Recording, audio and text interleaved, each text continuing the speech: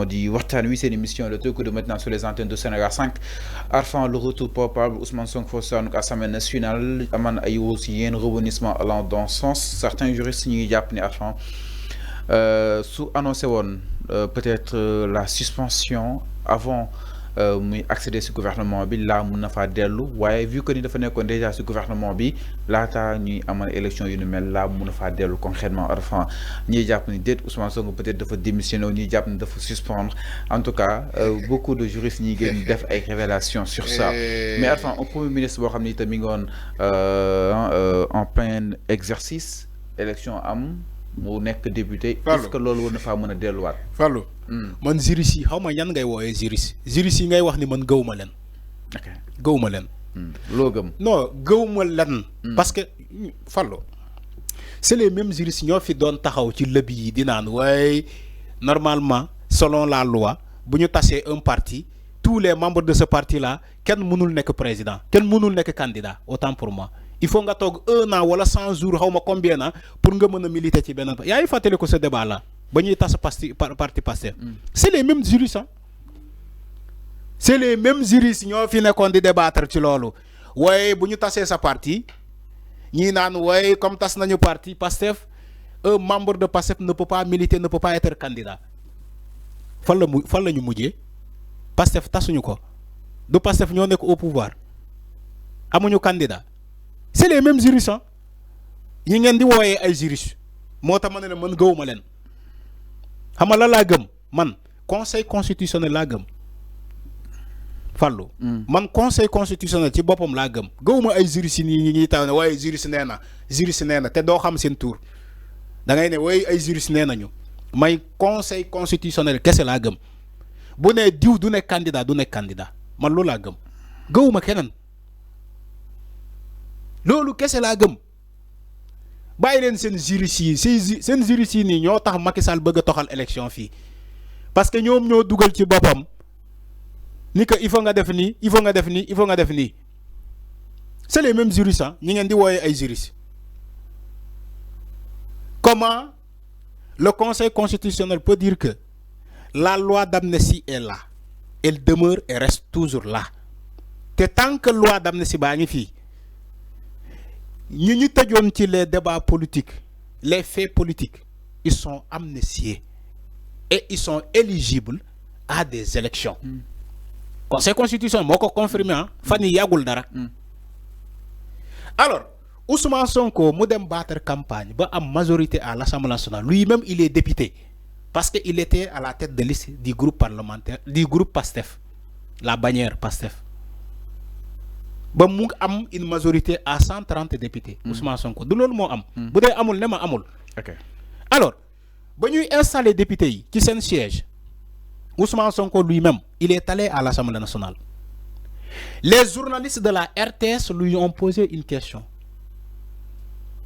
toi ñu ne ko yow da ngay ñëw nekk président de l'Assemblée nationale parce que il y avait un débat entre Ousmane Sonko quitter la primature et aller à l'Assemblée nationale comme président de l'Assemblée nationale ou bien il reste à la primature, il continue d'exercer ses fonctions de Premier ministre. Le débat, c'était là. Ousmane Sonko, en tant que Premier ministre et député à l'Assemblée nationale, il s'est déplacé lors de l'installation des députés dans leur siège à l'Assemblée nationale. Il est allé là-bas. Les journalistes de la RTS nous posaient une question. Nous avons Ibrahima Diédhiou, je suis venu de passage. Nous avons c'est ma grande. Alors, nous avons Premier ministre. Donc, qu'est-ce que vous allez faire? Vous allez venir à l'Assemblée nationale? Non, moi je reste à la primature. Je reste à la primature. Il n'a pas dit je démissionne de l'Assemblée, mais il a tout simplement dit je reste à la primature. Alors, moi je suis ce juriste yi wax. Nga ne ce juriste lan la ñuy wax? Non, du sama juriste Arfan. Il y a pas mal qui ont réagi ñoom Ndiaga Sylla entre autres. Vous l'avez sans doute. Dama ne Ndiaga Sylla amul xam-xam ci lu muy wax ni. Li mu wax Arfan que ni Ousmane Sonko mënatu demaat à l'Assemblée nationale. Baxte jàpp na ni li ko daal Ousmane Sonko il est inéligible. Ñi jàpp ni sax mënul nekk candidat en 2029 parce que la décision confirmée par la Cour suprême. Entre autres, il y a pas mal justement de débats qui ont expliqué par rapport à wàllu wu ni mel Arfan quand même. Fallou, Assemblée nationale, c'est une institution. C'est une institution. C'est une administration. te administration xamal lan la xam. këyit. Karim nee na Sonko su nekkee député administration xamul informel. mooy nga toog jël micro. nga ne woy je démissionne de l'Assemblée nationale nga jël micro. Assemblée nationale xamul loolu. Assemblée nationale administration la. këyit la xam. même Sonko bu toogee ci émission tey. mu ne leen je démissionne de l'Assemblée nationale. Assemblée nationale du ko cautionner.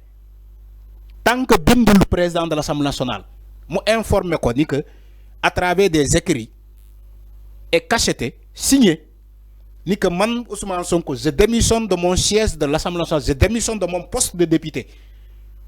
Mu yónnee ko au président de l'Assemblée nationale, le président de l'Assemblée nationale accusé réception mu validé mu doog a yëgal les autres commissions, la commission des lois, la commission de tel ni que le député tel il a démissionné.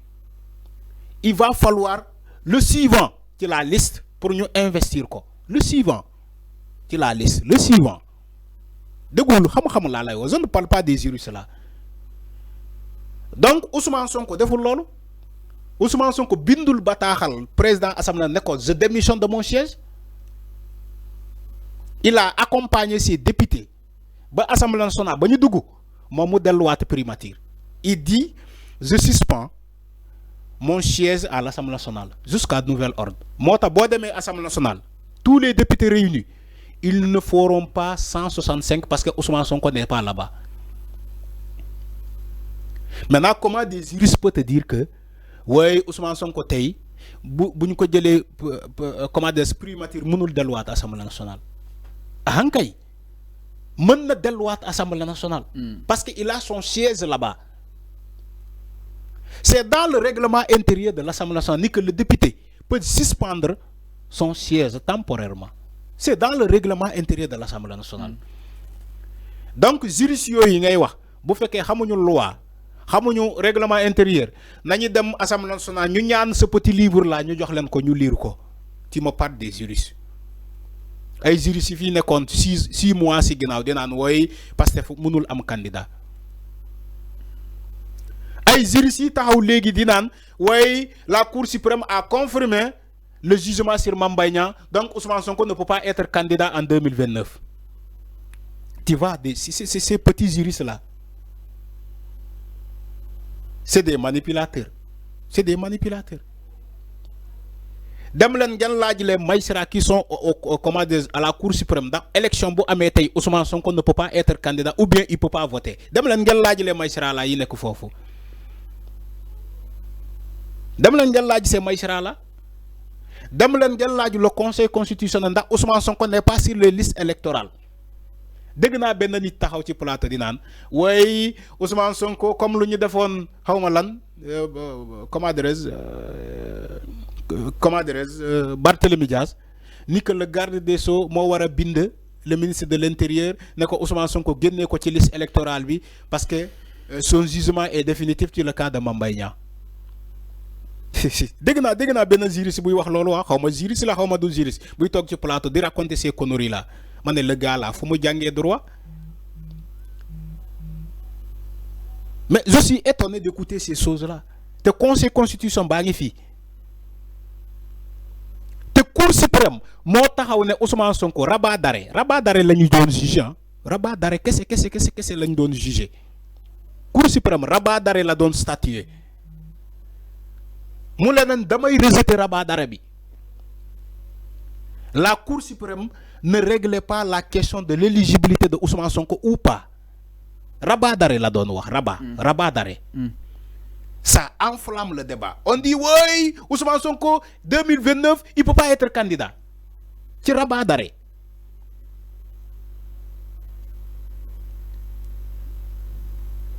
Il faut arrêter. Alors. Donc le conseil constitutionnel moo ne tant que loi d'amnistie baa ngi fii tous les faits politiques sont amnistiés. Macky Sall ci boppam xam na loolu. Maintenant vous voulez que Ousmane Sonko soit une exception ci les faits politiques bu ñu loi bi amnistié ngeen seppi Ousmane Sonko ngeen ne parce que warul nekk candidat en 2029 ñun dañuy jalkati loi bi te ñi voté une loi d'amnistie bi di ci bakku c'est ces mêmes personnes là ñoo fay ay juristes yi nekk di débattre autour de la question de la candidature de Ousmane Sonko en 2029. C'est malhonnête, c'est très malhonnête. Il faut aller revoir les textes. Il faut aller revoir cette loi d'amnistie lu mu wax. Allez revoir cette loi d'amnistie. Soyons sérieux quand même. Alors, exactement par rapport à le retour justement imminent Ousmane Sonko à l'Assemblée nationale, Ousmane Sonko wax nako probabilité wala kon entre autres yo xamni tam ce débat c'est plus justement enflé. Alors Alphonse li ñu doon sal waxtu jeexna nga bay nga daal di tàggatoo exactement ak l'ensemble de nos téléspectateurs yi nga xamni tam ñu doon topp ba tey si li nga xam ne que moo di la matinale d'information bi alors bay nga daal di tàggatoo vite fait ñu dem ba